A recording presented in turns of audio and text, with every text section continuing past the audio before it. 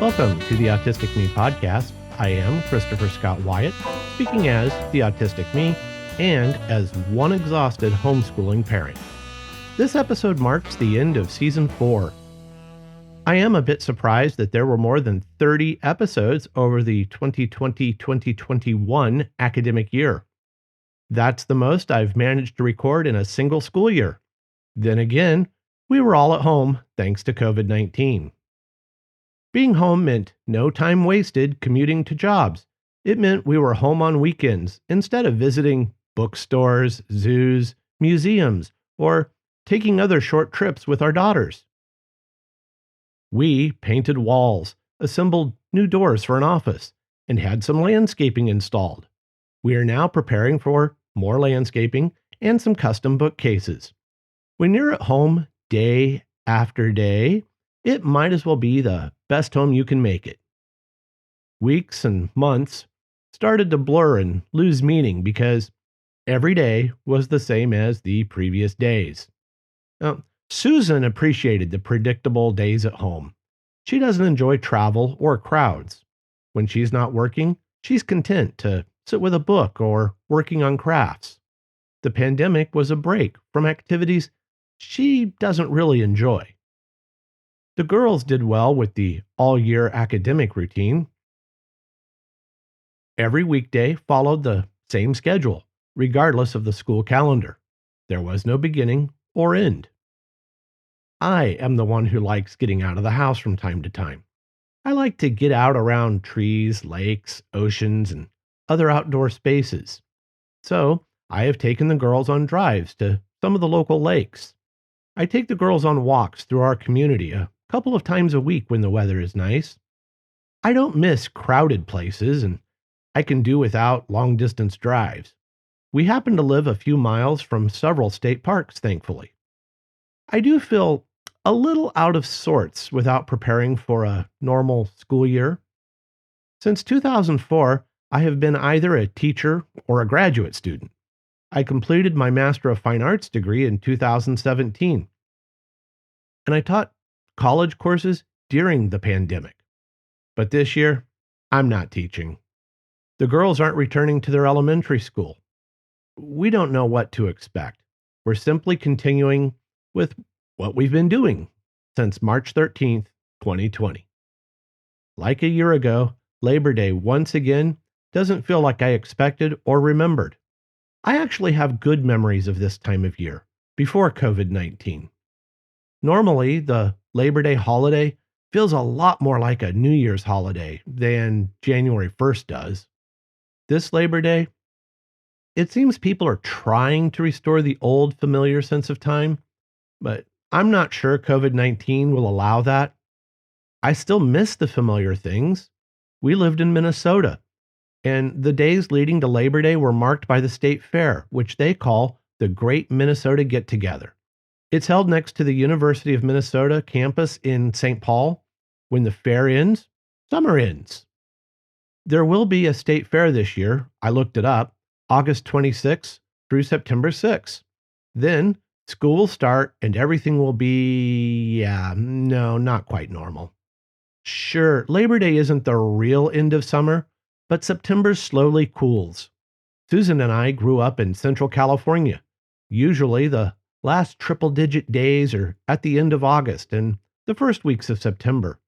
Now we live in Central Texas, and the same pattern holds. Sure, 80s and 90s aren't cool, but they signal the coming fall. Television shows used to start their new seasons in September. I miss that predictable pattern. Now shows start and end throughout the year, especially on cable and streaming services. But the broadcast season is how I think about this podcast. Starting new seasons of the Autistic Me podcast around Labor Day was the comfortable thing to do. Now, I'm not a sports fan, but it's that time of year when football starts and baseball heads towards the postseason. Of course, back to school means high school and college football return too.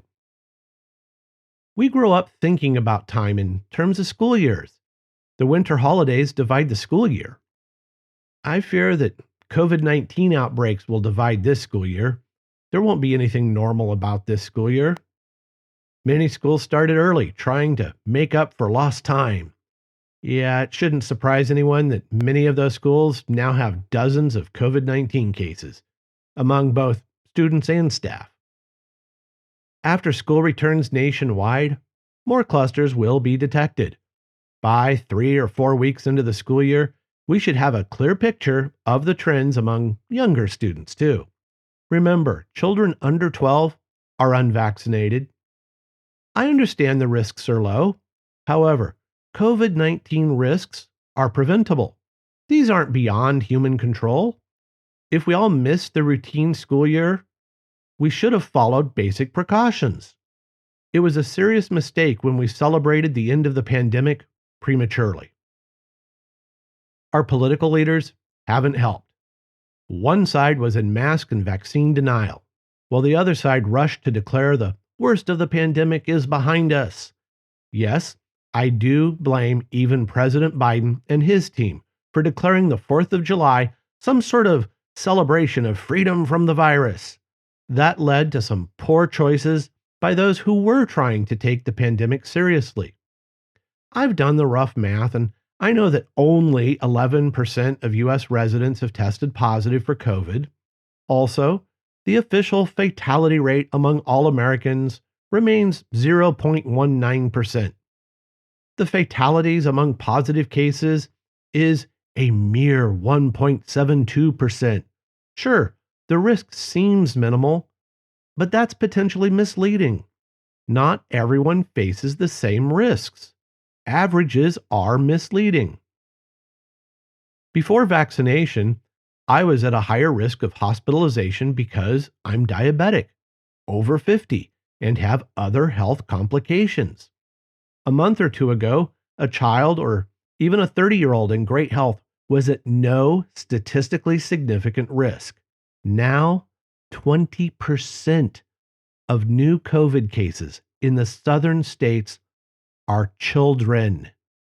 Sadly, they are a rising percentage of hospitalizations and intensive care cases, too. One new variant, and the on campus school year will come to a screeching and sudden halt. I don't want another year of blog posts and podcasts about pandemic parenting.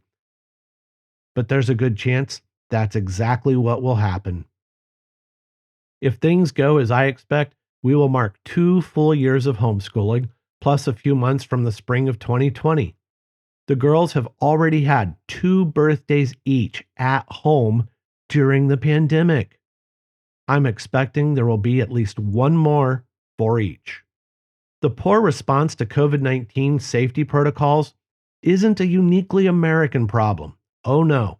There have been anti-mask and anti-vaccine protests in France, Germany, Australia, and Greece in recent weeks. Humans are the problem, I fear, especially the extroverts who cannot stand to be at home for a few weeks at a time.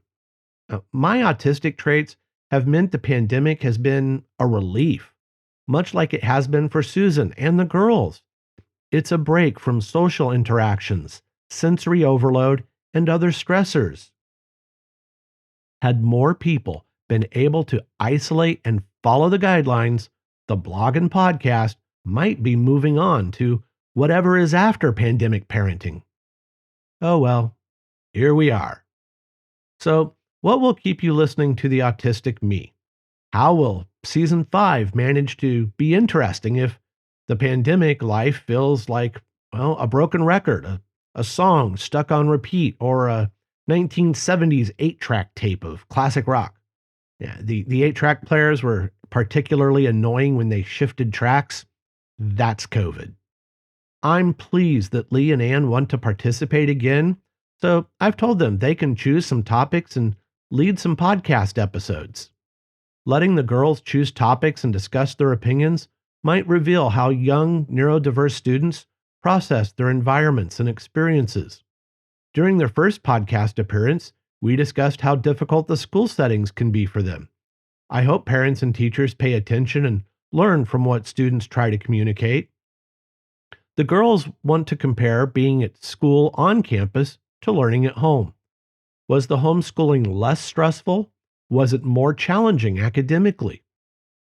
I wonder how other neurodiverse families navigated the pandemic. Has this been a relief or a time of increased anxiety? How has the pandemic experience affected the neurodiverse long term? Did we recognize some unexpected strengths? We sure didn't experience the pandemic in a single way. I do know some autistic extroverts. What were their experiences like? Now, followers of the podcast want more voices. We need more diversity on this podcast and throughout social media. I have started a list of autistic bloggers, podcasters, authors, and speakers who might want to be on the Autistic Me podcast. It might be easier to start with those advocates already speaking publicly on critical issues, which is why I want to reach out to other bloggers and podcasters. Neurodiversity goes beyond autism. Neurological diversity includes ADHD, certainly, and probably other differences like synesthesia and dyslexia. I'll do my best to include conversations on all those differences, too. There are some good discussions to have, reflecting on the recent past and current situation. As the previous months prove, there is no telling where the future will lead. I do thank you for listening to the Autistic Me podcast and reading the blog. Remember to follow the Autistic Me on Facebook and Twitter. Leave a review on iTunes and recommend the Autistic Me podcast to help expand our audience. You can also subscribe to the blog for more frequent updates. Well, I am Christopher Scott White, speaking as the Autistic Me, and I'm looking forward to the podcast's 5th season. Let's hope that 2021-2022 is much better and closer to normal. Thank you.